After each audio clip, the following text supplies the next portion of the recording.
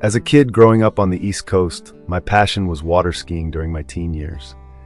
When I went to Mexico, I became totally captivated by the huge limestone mountains of the Sierra Madre Range, and climbing them became my new passion. I started in the Huasteca Canyon with a rope I bought at a hardware store, then gradually began climbing higher and more challenging routes. I bought books, I bought climbing shoes, I bought gear. When I started climbing, pitons were still a thing. There were very few bolted sport climbing routes, so I had to hammer these spikes into cracks to then clip carabiners into to protect myself from falling.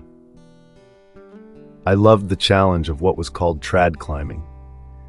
Then I started using nuts with a sling of nylon webbing that I could wedge into cracks and then retrieve on the rappel down. I was hooked and became obsessed with climbing. I invited friends and we went climbing all over northern Mexico, higher and higher. Big wall, multi-pitch limestone up to 1,000 feet. We started a climbing club called Otro Nivel, which means another level because that's what it was all about, getting up high and seeing the world from another perspective. Our go-to spot for climbing was always the Huasteca because it was the closest to Cadereyta and has some of the best climbing in the world. It was incredible and so accessible. We would drive right up to the base of the wall we wanted to climb, set up camp, check our gear, and start climbing. One particular little canyon in the Huasteca had multiple routes all in the same general area. Cracks for trad climbing, bolts for sport climbing, all with varying degrees of difficulty. One beautiful Saturday we arrived at this location, my climbing buddies, Miguel, Felipe, and a few others. Felipe was my partner for the day, and we selected a favorite route of ours called El Soldadito, a not too hard but thoroughly enjoyable climb on the corner of a limestone outcropping. Felipe set up the belay while I stretched and prepared to lead the pitch. Soon we were both on the wall. We met up at the first anchor and clipped in. Felipe set up to belay from there, and I was soon on my way up. I arrived at the second anchor and belayed Felipe as he climbed up to join me.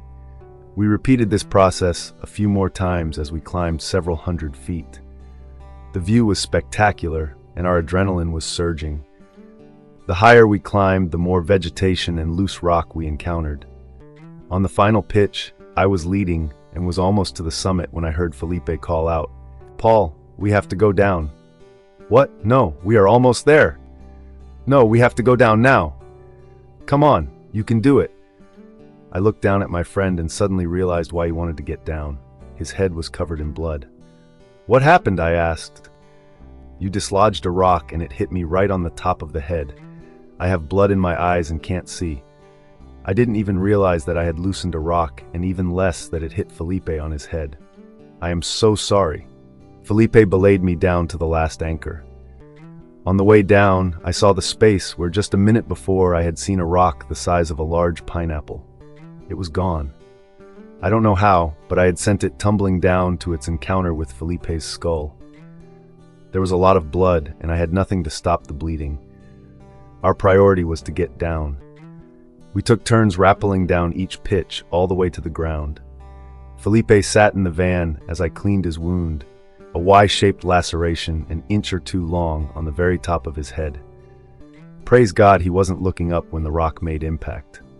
He needed stitches. I was not yet an EMT or a nurse, so I drove him to the Green Cross first aid station and they took care of him and sutured up the wound. By God's grace, there was no skull fracture. Fortunately, Felipe had a hard head. It was totally my bad. We were novice climbers, but it was my fault for leading the route wearing my helmet, but letting my partner follow without a helmet. I also did not take the precautions of avoiding loose rock. I think we actually found the rock and gave it to Felipe as a souvenir of our almost making it to the top of El Soldadito. But his real souvenir is the Y-shaped scar on the top of his bald head. Still so sorry about that, Felipe. Thank you so much for listening to this true story from Memoirs of Mexico. If you enjoyed this story, or if it was a blessing to you, please feel free to like and subscribe to my channel. That would be a blessing to me. I upload a new true story every day. If you like to read, you can also order Memoirs of Mexico in paperback or ebook on Amazon.com. There's a link in the description. Thanks again for listening.